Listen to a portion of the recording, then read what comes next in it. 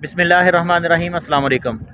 ਮੇਰੇ ਨਾਲ ਇੱਕ ਭਾਈ ਨੇ ਤਕਰੀਬਨ ਇਹਨਾਂ ਨੂੰ 14 12 13 ਸਾਲ ਜਾਂ 14 ਸਾਲ ਗੈਲਬਨ ਇੰਨੇ ਕੁ ਹੋ ਗਏ ਆ ਪ੍ਰਦੇਸ਼ ਦੇ ਵਿੱਚ ਆਇਆ ਹੋਇਆ। ਇਹ ਭਾਈ ਮੈਨੂੰ ਕਹਿ ਰਿਹਾ ਸੀਗਾ ਕਿ ਯਾਰ ਮੈਨੂੰ ਪਤਾ ਚੱਲਿਆ ਕਿ ਤੂੰ ਵੀਡੀਓ ਬਣਾਉਣਾ ਕਿ ਮੈਂ ਨਾ ਕੁਛ ਆਪਣੇ ਦਿਲ ਦੀ ਗੱਲ ਜਿਹੜੀ ਆ ਨਾ ਤੇਰੇ ਜੇ ਮਤਲਬ ਦੇਖਣ ਵਾਲੇ ਆ ਜਾਂ ਵੀਵਰ ਆ ਜਾਂ ਤੇਰੇ ਸਬਸਕ੍ਰਾਈਬਰ ਆ ਜੋ ਵੀ ਆ ਮੈਂ ਉਹਨਾਂ ਤੱਕ ਜਿਹੜੀ ਮੇਰੀ ਆਪਣੀ ਦਿਲ ਦੀ ਆਵਾਜ਼ ਆ ਨਾ ਜੋ ਵੀ ਮਤਲਬ ਮੇਰੇ ਨਾਲ ਬੀਤਿਆ ਜਾਂ ਜੋ ਵੀ ਮੇਰੇ 12 13 14 ਸਾਲ ਦੇ ਵਿੱਚ ਜੋ ਵੀ ਮਤਲਬ ਮੁਸ਼ਕਲਾਂ ਸਾਹਮਣੇ ਆਈਆਂ ਜੋ ਵੀ ਹਰ ਚੀਜ਼ ਆ ਨਾ ਸਾਹਮਣੇ ਰੱਖਣਾ ਚਾਹੁੰਦਾ।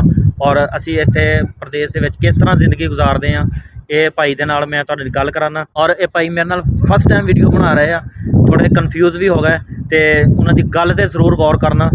ਬਾਕੀ ਉਮੀਦ ਹੈ ਕਿ ਤੁਹਾਨੂੰ ਗੱਲ ਉਹਨਾਂ ਦੀ ਜਿਹੜੀ ਗੁਫ਼ਤਗੂ ਆ ਨਾ ਉਹ ਅੱਛੀ ਲੱਗੇਗੀ ਔਰ ਜਿੰਨੇ ਵੀ ਹੈ ਨਾ ਉਹ ਆਪਣਾ ਐਕਸਪੀਰੀਅੰਸ ਦੱਸਣਗੇ। ਇਹ ਨਹੀਂ ਕਿ ਕਿਸੇ ਦੀ ਗੱਲ ਫੜ ਦੜ ਕੇ ਧਾਰਨਾ ਕਰਨਗੇ ਕਿਉਂਕਿ ਸਾਡਾ ਕੰਟੈਂਟ ਹੀ ਇਸ ਤਰ੍ਹਾਂ ਦਾ ਕਿ ਅਸੀਂ ਜਿਹੜੀ ਵੀ ਗੱਲ ਕਰਨੀ ਹੈ ਨਾ ਅਸੀਂ ਆਪਣਾ ਐਕਸਪੀਰੀਅੰਸ ਜੋ ਸਾਡੇ ਨਾਲ ਬੀਤੀ ਜੋ ਮਤਲਬ ਅਸੀਂ ਦੇਖਿਆ ਜੋ ਸਾਡੇ ਨਾਲ ਹੁੰਦੀ ਅਸੀਂ ਹਰ ਗੱਲ ਉਹੀ ਤੁਹਾਡੇ ਸਾਹਮਣੇ ਰੱਖਦੇ ਹਾਂ।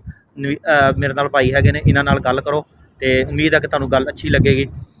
ਹਾਂਜੀ ਨਵੀਦ ਭਾਈ अस्सलाम वालेकुम, ਕੀ ਹਾਲ ਚਾਲ ਹੈ? ਸਲਾਮ ਜੀ, ਬਿਸਮਿल्लाहिर्रहमानिर्रहीम। ਹਾਂਜੀ ਅਲਹਮਦੁਲਿल्लाह ਮਾਸ਼ਾਅੱਲਾ ਸਭ ਖੈਰ ਖੈਰੀਅਤ। ਅੱਛਾ ਨਵੀਦ ਭਾਈ, ਕੀ ਤੁਸੀਂ ਮਤਲਬ ਕਿ ਕਹਿੰਦੇ ਸੀਗੇ ਕਿ ਤੁਹਾਨੂੰ 12 13 ਸਾਲ 14 ਸਾਲ ਹੋ ਗਏ ਆ ਕਿ ਮਤਲਬ ਕਿ ਤੁਸੀਂ ਆਪਣੇ ਦਿਲ ਦੀ ਗੱਲ ਜਿਹੜੀ ਹੈ ਸ਼ੇਅਰ ਕਰਨਾ ਚਾਹੁੰਦੇ ਆ, ਕੀ ਕਹਿਣਾ ਚਾਹੁੰਦੇ ਕਿ 12 13 ਸਾਲਾਂ ਦੇ ਵਿੱਚ ਕੀ ਐਕਸਪੀਰੀਅੰਸ ਹੋਇਆ ਤੁਹਾਡਾ ਔਰ ਤੁਸੀਂ ਕੀ ਖੋਇਆ ਤੇ ਕੀ ਪਾਇਆ, ਕਿੰਨੇ ਕੁ ਚਿਹਰੇ ਤੁਹਾਡੇ ਸਾਹਮਣੇ ਆਏ ਆ? ਹਾਂਜੀ 12 13 ਸਾਲ ਦਾ ਸਭ ਖੋਇਆ ਕੀ ਹੈ ਜੀ, ਤੇ ਮੈਂ ਆਪਣੇ ਕੀਮਤੀ ਸਰਮਾਇਆ ਆਪਣੇ ਵਾਲਦੈਨ ਨੂੰ ਮੈਂ ਖੋਇਆ ਜੀ। ਹਾਏ ਬੜੀ ਡੂੰਘੀ ਗੱਲ ਕੀਤੀ ਹੈ। ਇਹ ਰਿਸ਼ਤੇ ਐਸੇ ਜਿਹੜੇ ਮਿਲਦੇ ਨਹੀਂ ਹੈਗੇ। ਬਿਲਕੁਲ ਜੀ। ਹਾਂਜੀ ਤੇ ਇਹਨਾਂ ਦੀ ਕਮੀ ਮੈਨੂੰ ਬਹੁਤ ਮਹਿਸੂਸ ਹੁੰਦੀ ਆ। ਅੱਛਾ, ਬਾਕੀ ਅੱਲਾਹ ਪਾਕ ਹਰ ਇੱਕ ਦੇ ਵਾਲਦੈਨ ਨੂੰ ਹਯਾਤ ਰੱਖੇ। ਆਮੀਨ ਆਮੀਨ। ਅੱਛਾ ਤੇ ਜਿਹੜੇ ਚਿਹਰੇ ਮਤਲਬ ਜਿਹੜੇ ਤੁਸੀਂ ਚਿਹਰੇ ਸਮਝਦੇ ਸੀਗੇ ਕਿ ਯਾਰ ਮੇਰੇ ਨਾਲ ਆ, ਜਦੋਂ ਮਤਲਬ ਤੇਰੇ ਤੇ ਬੁਰਾ ਵਕਤ ਆਇਆ, ਜਿਨ੍ਹਾਂ ਦੇ ਨਾਲ ਤੂੰ ਮੋਢਾ ਜੋੜ ਕੇ ਖੜਾ ਰਿਹਾ, ਜਦੋਂ ਤੇਰੇ ਤੇ ਬੁਰਾ ਵਕਤ ਆਇਆ ਕੀ ਤੇਰਾ ਉਹਨਾਂ ਨੇ ਸਾਥ ਦਿੱਤਾ? ਨਹੀਂ, ਕੋਈ ਨਹੀਂ ਸਾਥ ਦਿੰਦਾ ਜੀ ਬੁਰੇ ਵਕਤ 'ਚ।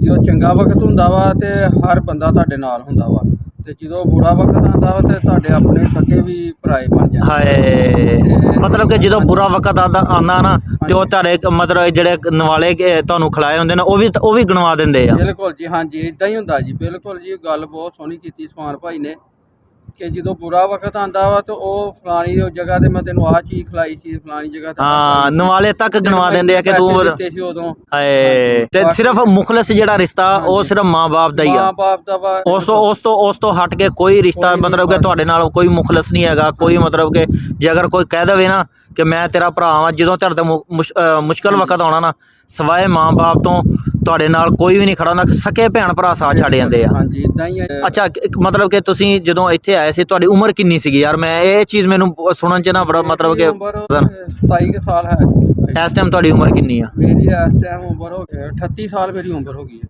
ਮਤਲਬ ਜਦੋਂ ਆਏ ਆ ਤੇ ਉਦੋਂ 24 ਸਾਲ ਸੀ, ਹੁਣ 24 ਸਾਲ ਉਮਰ। ਹਾਂ ਤਕਰੀਬਨ 24 ਸਾਲ ਹੋ ਗਏ ਤੇ ਇਸ ਟਾਈਮ 37 ਜਾਂ 38 ਸਾਲ ਉਮਰ ਹੋ ਗਈ। ਅੱਲਾਹੁ ਅਕਬਰ। ਮਤਲਬ ਕਿ ਆਪਣੀ ਜ਼ਿੰਦਗੀ ਜਿਹੜੀ ਆ ਇੱਕ ਬੰਦੇ ਦੀ ਕੁਰਬਾਨੀ ਦੇ ਨਾਲ ਇਸ ਭਾਈ ਦੀ ਜਿਹੜੀ ਜ਼ਿੰਦਗੀ ਹੈ ਨਾ ਉਹ ਸਾਰੀ ਪ੍ਰਦੇਸ਼ ਦੇ ਵਿੱਚ ਗੁਜ਼ਰਨ ਦਈ ਆ।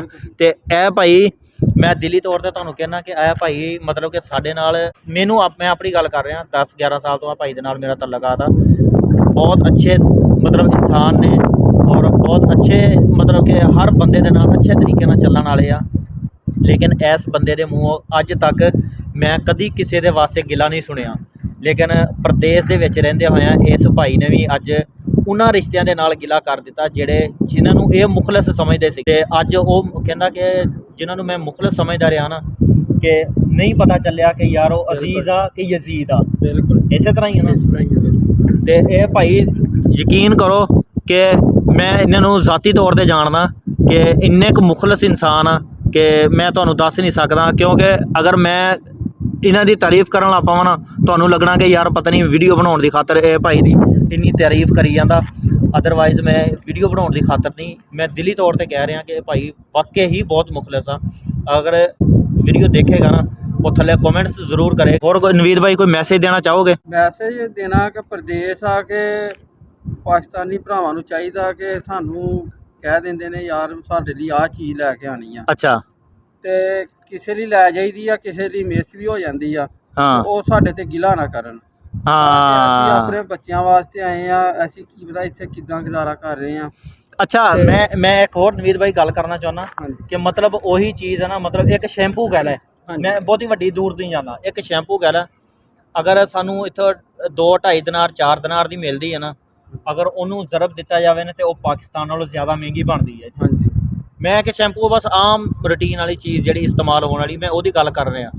ਅਗਰ ਕੋਈ ਦੂਸਰੀ ਚੀਜ਼ਾਂ ਤੇ ਚਲੇ ਜਾਈਏ ਨਾ, ਉਹ ਤਾਂ ਫਿਰ ਛੱਡ ਹੀ ਦਿਓ। ਮਤਲਬ ਆਮ ਰੂਟੀਨ ਦੀ ਜਿਹੜੀ ਹੈ ਕਿ ਸ਼ੈਂਪੂ ਕਹਿ ਲਓ ਜਾਂ ਸਾਬਣ ਕਹਿ ਲਓ, ਯਾਰ ਸਾਬਣ ਉੱਥੋਂ ਨਹੀਂ ਮਿਲਦਾ, ਸ਼ੈਂਪੂ ਉੱਥੋਂ ਨਹੀਂ ਮਿਲਦਾ, ਹਰ ਸ਼ੈਵਾਂ ਉੱਥੇ ਮਿਲਦੀਆਂ, ਲੇਕਿਨ ਕੀ ਆ ਯਾਰ ਸਾਨੂੰ ਬਾਹਰ ਦੀ ਸ਼ੈ ਚਾਹੀਦੀ ਆ। ਹਾਂਜੀ ਹੋਰ ਕੁਝ ਕਹਿਣਾ ਚਾਹੋਗੇ? ਕੀ ਕਹਿਣਾ, ਬਾਕੀ ਦੁਆਵਾਂ 'ਚ ਯਾਦ ਰੱਖਿਓ। ਬਾਕੀ ਜਿਹੜਾ ਜੰਗ ਲੱਗੀ ਆ ਇਹਦੇ ਬਾਰੇ ਕਹਿਣਾ ਵਾ ਕਿ ਬਸ ਦੁਆ ਕਰੋ ਕਿ ਅੱਲਾਹ ਪਾਕ ਅਮਨ ਹੀ ਰੱਖੇ। ਠੀਕ ਹੈ, ਹਾਂਜੀ ਬਿਲकुल। ਪਾਕਿਸਤਾਨ ਜ਼ਿੰਦਾਬਾਦ, ਪਾਕਿਸਤਾਨ ਜ਼ਿੰਦਾਬਾਦ। ਅਸੀਂ ਹਮੇਸ਼ਾ ਸਾਡੇ ਦਿਲ 'ਚ ਵੀ ਵਸਦਾ, ਸਾਡੀ ਮਿੱਟੀ 'ਚ, ਮਤਲਬ ਸਾਡੀਆਂ ਸਾਂਸਾਂ ਤੱਕ ਵਸਦਾ ਪਾਕਿਸਤਾਨ ਜ਼ਿੰਦਾਬਾਦ। ਅਗਰ ਤੁਹਾਨੂੰ ਸਾਡੀ ਵੀਡੀਓ ਅੱਛੀ ਲੱਗੀ ਆ ਤੇ ਕਮੈਂਟਸ ਜ਼ਰੂਰ ਕਰਨਾ। ਅਗਰ ਤੁਸੀਂ ਚੈਨਲ ਤੇ ਸਾਡੇ ਤੇ ਨਵੇਂ ਹੋ ਤੇ ਸਬਸਕ੍ਰਾਈਬ ਜ਼ਰੂਰ ਕਰਕੇ ਜਾਣਾ। ਇਹ ਭਾਈ ਦੇ ਬਾਰੇ ਜ਼ਰੂਰ ਦੱਸਣਾ ਕਿ ਇਹ ਭਾਈ ਨੇ ਜਿੰਨੀਆਂ ਵੀ ਗੱਲਾਂ ਕੀਤੀਆਂ ਕੈਸੀਆਂ ਲੱਗੀਆਂ ਤੁਹਾਨੂੰ। ਬਾਕੀ ਮਿਲਦੇ ਹਾਂ ਕਿ ਕਿਸੇ ਨਵੀਂ ਵੀਡੀਓ ਦੇ ਨਾਲ। ਅੱਲਾਹ ਹਾਫਿਜ਼। ਅੱਲਾਹ ਹਾਫਿਜ਼। ਪਾਕਿਸਤਾਨ ਜ਼ਿੰਦਾਬਾਦ। ਜ਼ਿੰਦਾਬਾਦ।